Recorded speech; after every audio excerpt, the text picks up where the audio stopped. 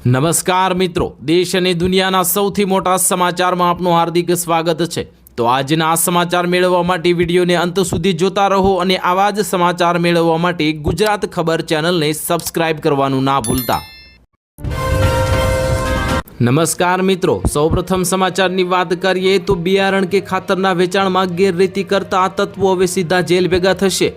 વિગતે વાત કરીએ તો હવે રાજ્યના ખેડૂતોને ઉત્તમ ગુણવત્તાવાળું અને પૂરતા પ્રમાણમાં ખાતર, બિયારણ તેમજ જંતુનાશક દવાઓ મળી રહે તે માટે રાજ્ય સરકાર અસરકારક પગલાં ભરી રહી છે। મિત્રો, કૃષિ મંત્રી જીતુ વાઘાણીએ ગેરરીતિ આચરતા તત્વોને ચેતવણી આપી છે કે ખેડૂતોના હિત શત્રુઓ ગેરકાયદેસર, પ્રતિબંધિત કે ઓછી ગુણવત્તાવાળી કૃષિ સામગ્રી વેચનારા કે સંગ્રહખોરી કરતા તત્વોને રાજ્ય સરકાર સાંખી નહીં લે। મિત્રો, આ મુખ્યમંત્રીના જે આવા ગેરકાનૂની કામ કરતા તત્વો સામે કાયદાનું શસ્ત્ર ઉગામીને કડક કાનૂની પગલાં ભરવા માટે કૃષિ વિભાગને સ્પષ્ટ નિર્દેશ આપ્યો છે। ખેડૂતોના હિતોના રક્ષણ માટે કૃષિ વિભાગ હસ્તકનું ગુણવત્તા નિયંત્રણ તંત્ર હવે રાત દિવસ એક કરીને સતર્કતા સાથે જ કામ કરી રહ્યું છે। ત્યાર પછીના મહત્વના સમાચારની વાત કરીએ તો પરેશ ગોસ્વામીની આગાહી, ગુજરાતના ખેડૂતોને વાવણી લાયક વરસાદ માટે હજુ રાહ જોવી પડશે। વિગતે વાત કરીએ તો કેરળ કાંઠેથી ચોમાસું જેમ જેમ આગળ વધ્યું તેમ ગુજરાતમાં પ્રી મોન્સૂન એક્ટિવિટી વધી ગઈ છે। રાજ્યમાં કાળઝાળ ગરમીનું પ્રમાણ ઓછું જરૂર થયું છે, પરંતુ ભેજવાળા પવનોના કારણે અસહ્ય ઉકળાટ અને બફારાથી બેહાલ લોકો ચોમાસાની કાગડોળે રાહ જોઈ રહ્યા છે। જો કે ઝડપથી આગળ વધી રહેલું ચોમાસું મહારાષ્ટ્ર પહોંચી નબળું પડી ગયું છે। આ અંગે વિગતો આપતા જાણીતા હવામાન નિષ્ણાત પરેશ ગોસ્વામીએ જણાવ્યું છે કે નૈઋત્યના જે ચોમાસાની ગતિ મહારાષ્ટ્ર પહોંચીને મંદ પડી ગઈ છે, એટલે કે હવે ચોમાસા માટે રાહ જોવી પડશે। ખેડૂત મિત્રો માટે ખાસ જાણી લીજો, આ સમાચાર તમારા માટે ખાસ કામના છે, કારણ કે ગઈકાલથી ચોમાસું એક જ જગ્યાએ સ્થિર થઈ ગયું છે। જો કે આ મોન્સૂન બ્રેકની સ્થિતિ લાંબા સમય સુધી નહીં રહે। આજની મોડી રાત અથવા તો 12 જૂનથી ચોમાસું પુનઃ સક્રિય થશે અને ધીમી ગતિ ગુજરાત તરફ આગળ વધવાનું જે શક્યતા સામે આવી રહી છે। ત્યાર પછીના મહત્વના સમાચારની વાત કરીએ તો તેલની આયાત હવે બંધ થશે, પેટ્રોલ પંપ પર મળશે હવે નવું સસ્તું ઈંધણ। વિગતે વાત કરીએ તો ભારત સરકારે દેશના ઉર્જા ક્ષેત્રમાં એક ક્રાંતિકારી ફેરફાર લાવવા માટે ખૂબ જ મહત્વપૂર્ણ નિર્ણય લીધો છે। પેટ્રોલની આયાત પરની નિર્ભરતા ઘટાડવા અને પર્યાવરણને અનુકૂળ ગ્રીન એનર્જીને પ્રોત્સાહન આપવા માટે સરકારે 22થી 30% એથેનોલ મિશ્રિત જે પેટ્રોલ પર લાગતી તમામ એક્સાઇઝ ડ્યુટી સંપૂર્ણપણે નાબૂદ કરી દીધી છે। જે એક રાહતના સમાચાર કહી શકાય। મિત્રો, આ કેન્દ્ર સરકાર દ્વારા બહાર પાડવામાં આવેલી અધિકૃત સૂચના મુજબ હવે જે પેટ્રોલ 22%થી 30% એથેનોલ સાથે મિશ્રિત હશે તેના પર કોઈ પણ પ્રકારનો એક્સાઇઝ ટેક્સ વસૂલવામાં આવશે નહીં। અત્યાર સુધી આ પ્રકારના મિશ્રિત ઈંધણ પર સામાન્ય પેટ્રોલની જેમ જ ટેક્સ ચૂકવવો પડતો હતો, જે તેની ઉત્પાદન અને જે વિતરણ કિંમતને ઊંચું રાખતું હતું। હવે આ ટેક્સ દૂર કરવાથી તેલ કંપનીઓ માટે ઊંચા પ્રમાણમાં એથેનોલવાળા પેટ્રોલનું ઉત્પાદન કરવું આર્થિક રીતે વધુ વ્યવહારુ અને સસ્તું બન્યું છે।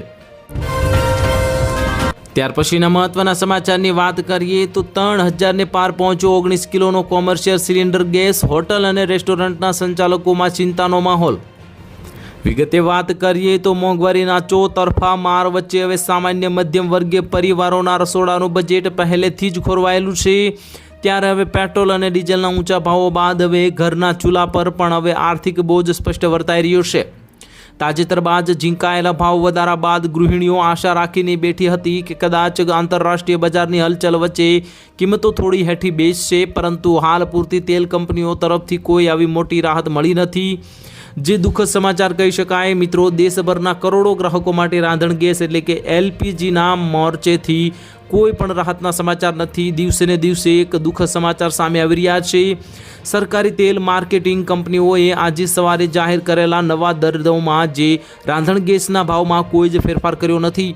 ઉલ્લેખનીય છે કે હજુ 4 દિવસ પહેલાં એટલે કે 7 જૂનના રોજ તેલ કંપનીઓએ ઘરેલું ગેસ સિલિન્ડરના ભાવમાં 29 રૂપિયાનો મોટો વધારો ઝીંક્યો હતો। ત્યાર પછીના મહત્વના સમાચારની વાત કરીએ તો ખેડૂતો માટે મોટા સમાચાર। આવતા અઠવાડિયે આવશે પ્રધાનમંત્રી કિસાનનો 23મો હપ્તો। આ તારીખે ખાતામાં જમા થશે હવે 2000 રૂપિયા।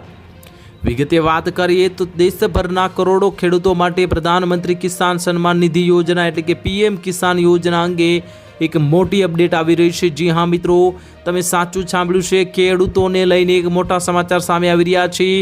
વિડીયોમાં છેક સુધી બનાવી રહેજો, આવા ને આવા સમાચાર તમને જણાવતા રહીશું, કારણ કે અમે ખેડૂતોનો જે એક વિચાર કરી રહ્યા છે કે ખેડૂતોને કેવા લાભ મળે અને ખેડૂતોના હિત માટે જ સારા સમાચાર લાવી રહ્યા છે।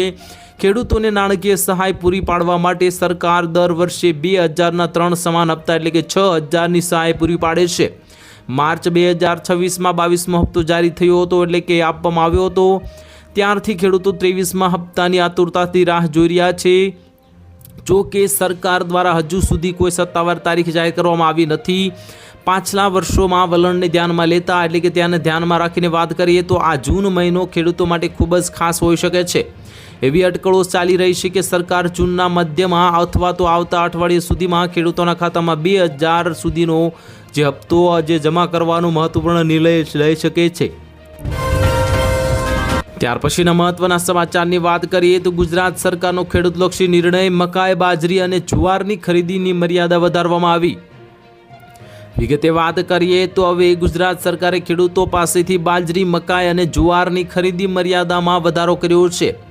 આજે કિસાન સંઘના પ્રતિનિધિઓ સાથે કૃષિ મંત્રી જીતુભાઈ વાઘાણીની જે બેઠક બાદ આ નિર્ણય લેવામાં આવ્યો છે।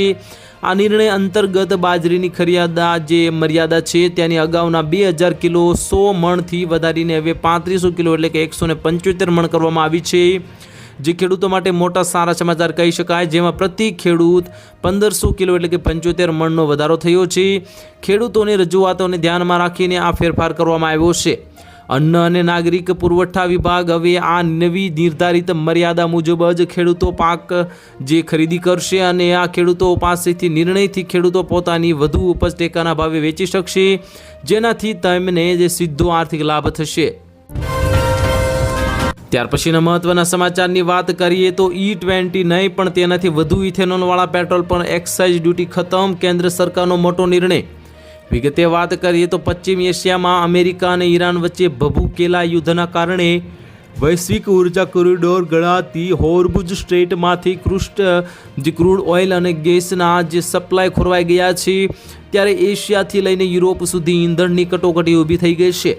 ત્યારે હવે ભારતે પોતાની એનર્જી સિક્યોરિટી એટલે કે ઉર્જા સુરક્ષાને મજબૂત કરવા માટે એક ઐતિહાસિક અને મોટો નિર્ણય લીધો છે।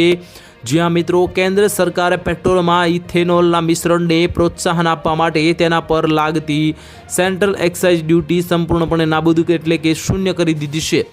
મિત્રો, ગ્રાહકો અને કંપનીઓને મોટી રાહત મળી છે। ત્યારે આંતરરાષ્ટ્રીય બજારમાં ક્રૂડ ઓઇલના ભાવ પણ આસમાને પહોંચવા છતાં આ ટેક્સ મુક્તિને કારણે સ્થાનિક બજારમાં ઈંધણના ભાવ સ્થિર રાખવામાં મોટી મદદ મળશે। ત્યાર પછીના મહત્વના સમાચારની વાત કરીએ તો સોના ચાંદીના ભાવમાં મોટો ઘટાડો, ખરીદદારોમાં ખુશીનો માહોલ જોવા મળ્યો। વિગતે વાત કરીએ તો આંતરરાષ્ટ્રીય બજારમાં વધતી અનિશ્ચિતતા અને મજબૂત અમેરિકન ડોલરના કારણે સોના અને ચાંદીના ભાવમાં મોટો ઘટાડો નોંધાયો છે। સ્થાનિક સરાફા બજારથી લઈને મલ્ટી કોમોડિટી એક્સચેન્જ એટલે કે MCX દ્વારા કિંમતની ધાતુઓમાં વેચાવાલીનો માહોલ જોવા મળ્યો છે। મળતી માહિતી મુજબ 24 કેરેટ સોનાના ભાવમાં પ્રતિ 10 ગ્રામ આશરે 4300 સુધીનો ઘટાડો નોંધાયો છે।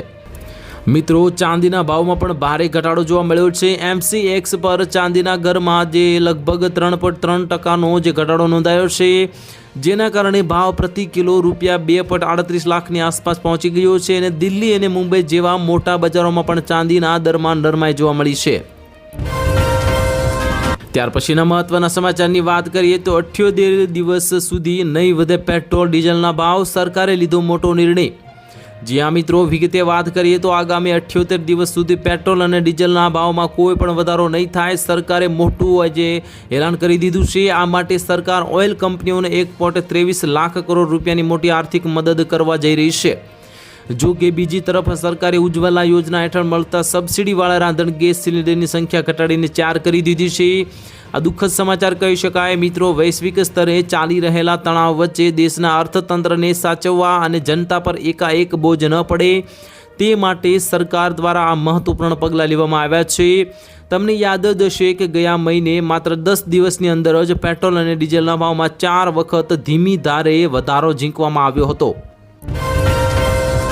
ત્યાર પછીના મહત્વના સમાચારની વાત કરીએ તો હવે કેન્દ્રીય કર્મચારીઓ માટે મોટા સમાચાર. 8મા પગાર પંચ પહેલા ડીએમાં જુલાઈથી થઈ શકે છે મોટો વધારો. વિગતે વાત કરીએ તો કેન્દ્ર સરકારના લાખો કર્મચારીઓ અને પેન્શનરો જે ક્ષણની આતુરતાથી રાહ જોઈ રહ્યા છે તે 8મા પગાર પંચના અમલીકરણ અને પગાર વધારાની સમયરેખા અંગે હજુ પણ ચિત્ર સ્પષ્ટ થયું નથી. પરંતુ આ રાહ જોયા વચ્ચે કર્મચારીઓ માટે એક રાહતના સમાચાર આવ્યા છે. ફુગાવાના નવા આંકડાઓ દર્શાવે છે કે 8મું પગાર પંચ લાગુ થાય તે પહેલાં જ જુલાઈ મહિનાથી કેન્દ્ર કર્મચારીઓના મોંઘવારી ભથ્થામાં મોટો વધારો થઈ શકે છે. જ્યાં મિત્રો હાલમાં કેન્દ્ર સરકારના જે કર્મચારીઓને 60% દરે મોંઘવારી ભથ્થું એટલે કે ડીએમાં જે હાઇકમાં મળી રહ્યું છે, ત્યારે લેટેસ્ટ ગણતરી અને આંકડા મુજબ આ દર હવે 63% સુધી પહોંચી શકે છે અને જે સીધો હવે 3%નો વધારો સૂચવે છે.